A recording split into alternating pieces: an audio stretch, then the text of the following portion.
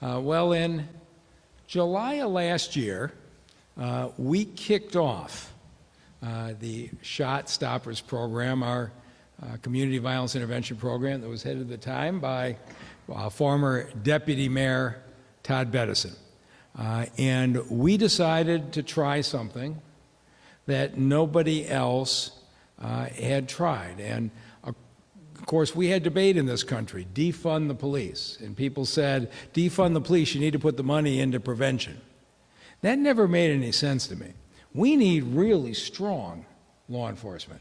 We also need funded prevention programs. I never thought that it was a choice. The idea that you would have trusted members of community who had authentic relationships who would intervene and change decision-making ahead of shootings. That's where we make this city safer, is when we get people to make different decisions and not pick up the gun in the first place. And so when I first announced this, I got criticized on social media because I said, I don't know how this is going to work. Nobody's tried this. Across the country, they run CVI programs, they measure the number of midnight basketball games, they measure the number of contacts with at-risk youth. None of that's wrong. But at the end of the day, when crime goes up, they say, oh, you didn't fund enough of my program. When crime goes down, the police say it was because of us, and the violence prevention folks say it was because of us. And everybody just saw what they wanted to see. I wanted to take a different approach. And so we took 25 square miles of the city, the most violent square miles of the city, and we went to groups that we thought had the credibility to do this, and we said, you develop your own strategy, and we will support you to be in your neighborhood. And every week, each one of our 6 CVI partners gets a report card, just as the Detroit police precincts do, on the shootings in their particular area, and we compare them to the rest of the state.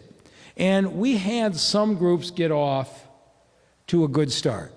What we are sharing with you today is extraordinary.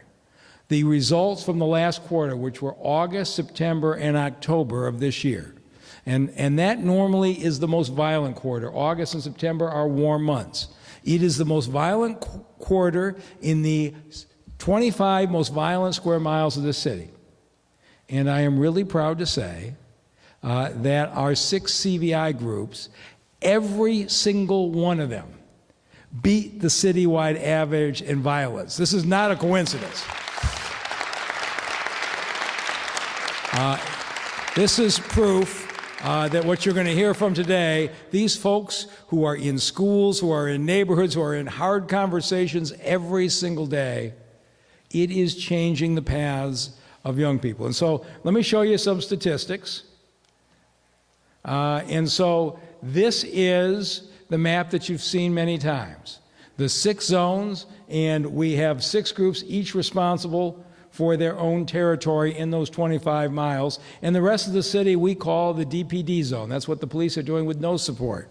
And we were pretty proud of what happened. In the quarter, August, September, and October, what we call the Detroit police zones with no CVI partners, the shootings actually went down 35%. In any year, that's an outstanding outcome, and I'm really proud of the job the Detroit Police Department are doing. But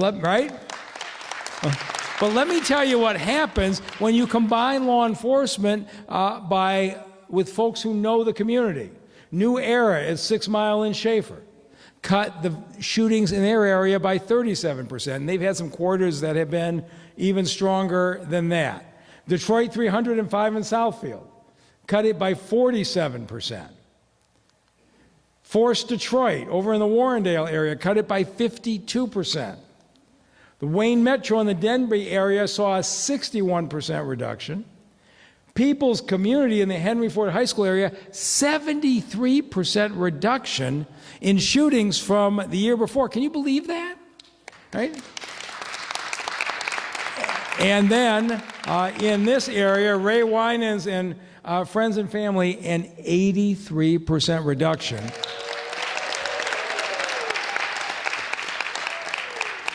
People thought this was hopeless. People thought this couldn't change. I've never believed that. And you're going to get a chance to hear some of the stories of what happens when you talk to young folks who think they have no hope and no options, and you engage and show them alternatives. And so last year, our homicides dropped 18% in the rest of the city, 45% in the CVI zones. That's over an entire year. This is going to be nationally reported data because the Detroit CVI program is exceeding the performance of everybody else in the country. I do think you will see more cities move to defined territories and defined authority in their programs. And so on the left is a heat map of the violence all across the city. And you can see from 2018 to 2022, those were homicides and shootings in their concentration. You can see those exact same zones in 2024. Look how much the footprint of violence has been introduced. For 5 years, we made no progress at all. And in the first year with the CVI partners, here's what we've done. Give them a hand, right? I know everybody's going to get singled out, but look at that area down in Warrendale, that Forest Detroit area. Every single quarter, they have put up an outstanding number. There's no red left, okay? I mean, the folks down in Warrendale, all you have to do is ask somebody who lives down there, and they'll tell you what has happened. And so Speaker Joe Tate and Representative Alibas Farhad are here. They have proposed legislation in Lansing for a public safety trust that would have a permanent source of funding. And we want to put a new group over in the east side by Denby, but that yellow area near 7 Mile and 75 is an area that's far too violent. We want to expand this CVI program to another area and then just keep going. We know this is working, right? We shouldn't have any area of the city where children go to sleep to the sound of gunfire. And so I'm going to give you a chance to hear from our legislative leaders, but we are ready in the city of Detroit to keep expanding. You're also going to hear from Council President Mary Sheffield, who is going to put forth an ordinance that if we can get the Public Safety Trust Fund through, which means permanent funding for the city, we'll commit the city of Detroit to taking a third of that money and permanently funding the CVI program, so these folks never have to worry about writing grants or the like. And so I want to bring up two of the groups now. 1 year ago, I just tell you about these groups. They were trying to figure out how to get office space, how to hook up their computers, how to hire people. They were trying to figure out how to get forms into the city bureaucracy, right? A year ago, they were just trying to figure all this out. It has been a joy to watch them progress to now being focused entirely on what's going on in their neighborhoods. And I want them to take the time to tell you about what they're doing. So please welcome Negas Vu from the People's Community and Ray Winans from Friends and Family.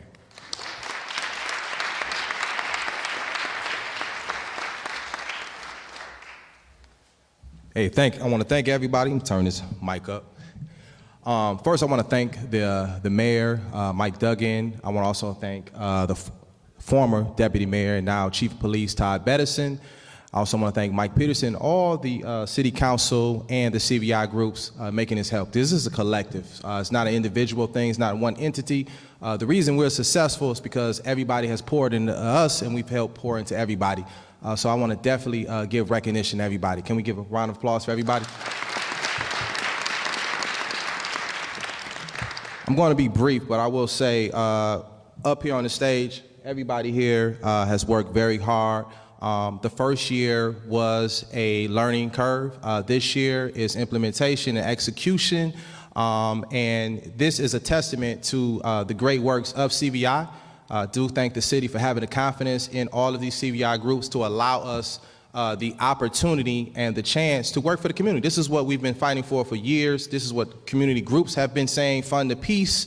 When you're bringing people that's from the community to help resolve their own issues, this is a result of that. Last year, as Mike Duggan said, in the trajectory of the last 5 years, this has been the most violent quarter in the past 5 years. And today it's the opposite. And that's due to the fact of we have people in the community that's showing love, that's doing the due diligence of communicating, working, doing their best to bring change in the schools, in the neighborhoods, in their homes. So thank you all. And also, last mention, the DPD at 8th Precinct for their great work as well. So peace and love, and thank you.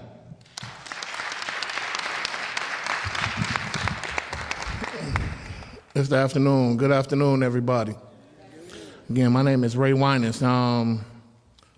Most definitely want to thank everybody who believed in us. I was always taught you never want to prove people wrong.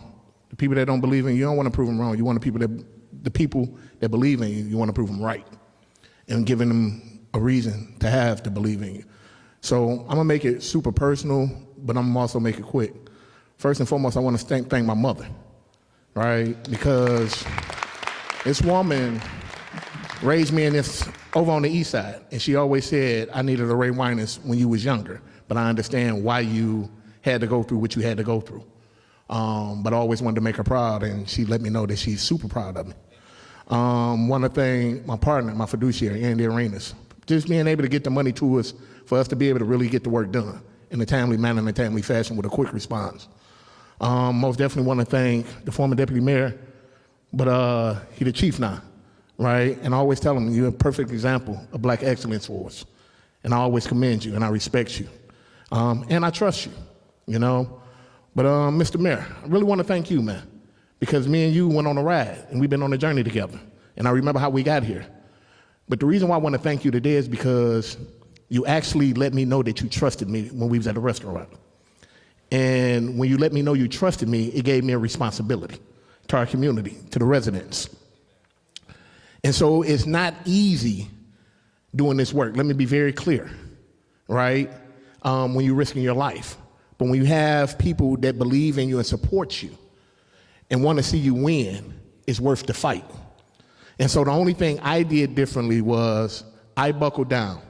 I spent more time focusing on the things that we wanted to grow. And I listened to my wife. And I got out these guys' way. And I went and got the guys who I knew that I can trust and I can bank on. Because our job was to do two things: service the community and advance the community. And that's what we did. Everybody wanted us to do everything their way. We couldn't. We got our mothers dependent on us. We got our families dependent on us. But more importantly, we got the residents dependent on us, and we need more life.